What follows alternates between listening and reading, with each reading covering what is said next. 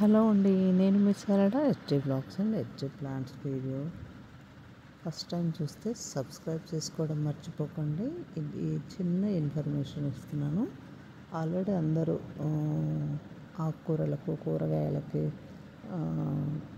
నారు పోసేసుకోవడం, మొక్కలు సపరేట్ చేసి నాటుకోవడం జరుగుతుంది.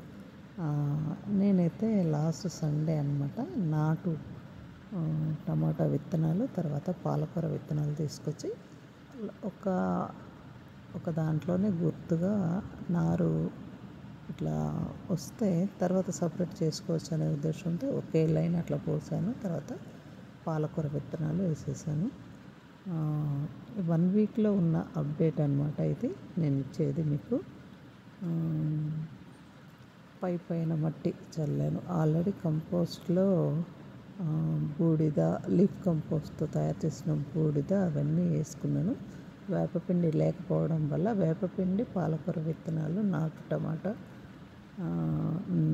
ఇవి మాత్రమే తెచ్చుకున్నాను. ఇది పక్కన చిన్నగా తడిగా ఉంది కదా, డే బై డే వాటర్ వస్తాయి కాబట్టి చెట్లకు నీళ్ళు పోస్తూ ఉంటాను. అప్పుడు మాత్రమే మొక్కల్ని చూసుకుంటున్నాను. అయితే వర్షాలు పడుతున్నాయి కదా, ఇంకా మధ్యాహ్నం పూట ఎండలు చాలా కాస్తున్నాయి. ఇంకా షేడ్ నెట్ తీయకపోవడం మంచిదైంది అనిపించింది. తర్వాత మధ్యలో 2 days బాగా ఎండలు వచ్చేసాయి అన్నమాట. అయితే ఆ టైంలో నేను చూసుకోలేదు. ఇది 50 రూపీస్ టబ్లో ఎల్లో, తర్వాత రెడ్ బంతి నారు చల్లాను అనమాట.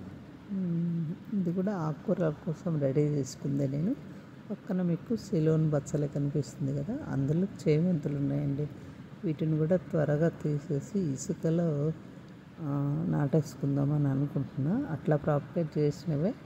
ఆ తర్వాత 2 days అంటే వీటిని విత్తనాలు చల్లిన తర్వాత నేను పైన లైట్గా మట్టి చల్లేసి వాటర్ స్ప్రింకిల్ చేశాను. ఎందుకంటే మనం పైనుంచి దేంతోనూ ఫోర్స్గా పోస్తే విత్తనాలు చెదరైపోతాయి కదా, అందుకని చెప్పేసి వాటర్ చల్లడం జరిగింది. తర్వాత 2 days తర్వాత పైకి వెళ్ళి చూశాను అనమాట.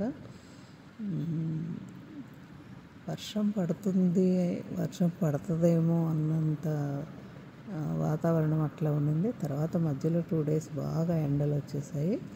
అందువల్ల నేను 2 days కొంచెం వీక్గా ఉండడం వల్ల పైకి వెళ్ళలేదు. తర్వాత ఈ వీడియో అప్లోడ్ చేసే ముందు 2 days ముందు అనమాట ఇది.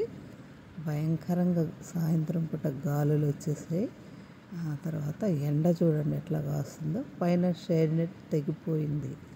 తొట్లు కూడా గాలికి కింద దొల్లిపోయాయి అన్నమాట.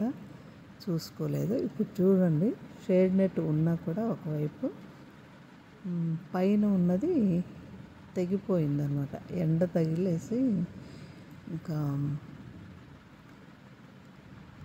ఆరిపోయింది. నేను నీళ్ళు చల్లకపోవడం, పైకి వెళ్ళకపోవడం, కొద్దిగా ప్రాణం డల్గా ఉండడం వల్ల. ఇది చూడండి, సిలోన్ బచ్చలు ఎంత బాగుందో. పప్పులో వేసుకుంటే చాలా బాగుంటుంది. ఇందులోనే 2-3 రకాల చేమంతులు కూడా ఉన్నాయి. వీటిని తీసి సపరేట్ చేసి ఇసుకలో నాటాలని అనుకుంటున్నాను. వీలుంటే అది కూడా వీడియో చేస్తాను. ఎందుకంటే మనము అట్లా ప్రాపగేట్ చేసుకుంటేనే ఫ్లవరింగ్ అనేది మనకు ఎక్కువగా వస్తాయి అనేది తెలుస్తుంది కదా. ఎందుకంటే మెయిన్ దానికంటే కూడా కొమ్మలతో ప్రాపగేట్ చేసుకుంటే బాగుంటుంది. మీరు ఎక్కడ అబ్జర్వ్ చేస్తున్నారా? మళ్ళీ 2 days తర్వాత పాలకూర విత్తనాలు, అంటే వారం గ్యాప్లో ఉన్న అప్డేట్ అంతా ఇస్తున్నాను. మొదటి కుండీలో రాలేదు కదా పెద్దది, అందులో రాకపోవడం. ఇదిగోండి 50 రూపీస్ టబ్లో మామిడి మొలక వచ్చిందండి. బంతినార అయితే రాలేదు, కానీ మామిడి మొక్క వచ్చింది. బయట రోడ్డు మీద ఉన్న, అంటే మా ఇంటి ముందు మామిడి చెట్టు ఉంటుంది కదా, దానికి కనీసం చిగుర్లు కూడా రాకముందు తెంపుకొని వెళ్ళిపోతారు. ఇది ఎప్పుడు కాయలు కాస్తుందో తెలియదు. ఇది సాఫంగి సైడ్తో నేను నాటు గులాబీ కొమ్మలు నాటినప్పుడు ఇది చేమంతి కొమ్మలు విరిగిపోయాయి కదా, అవి పెట్టాను. అవి ప్రాపగేట్ అయ్యాయి. చూడండి చక్కగా వచ్చాయి. నేను ఇది మల్లె దీన్ని రీపాట్ చేయాలండి. ఈ ఇది ఇండోర్ ప్లాంట్. ఇది మీకు ఆల్రెడీ అంటే సెమీ షేడ్లో పెట్టుకుంటారేమో, నాకైతే తెలీదు. ఫస్ట్ టైం నాకు తెచ్చిచ్చారని చెప్పాను కదా, అది. తర్వాత చేమంతులు, వీటిని కట్ చేయాలి. ఇవి ఏం కలరో కూడా గుర్తు కూడా లేదు నాకు. గుబురుగా పెరిగిపోయాయి, వాటిని కూడా తీసేయాలి. నేను ఈ ఎండ చూడండి ఎట్లా ఉందో, కొద్దిగా తడిగా ఉంటుందనే ఉద్దేశంతో 11 ఆ ప్రాంతంలో ఎండ భయంకరంగా ఉంది. అందుకని చెప్పేసి వాటర్ స్ప్రింకిల్ చేసేసి అట్లా కవర్ కప్పి లైట్ దాని మీద పగిలిపోయిన కుండలో, తర్వాత ఈ కుండి కూడా పగిలిపోయి మొక్క బయటకు వచ్చేసింది. అందులో ఇదిగో చూడండి, ఆ మట్టి మొత్తం ఇందులో వేసేసాను. 2 days అవుతుండొచ్చండి దొల్లి పడి, ఎందుకంటే అంత భయంకరంగా గాలి వచ్చిందనమాట. మొక్క పచ్చిగానే ఉంది.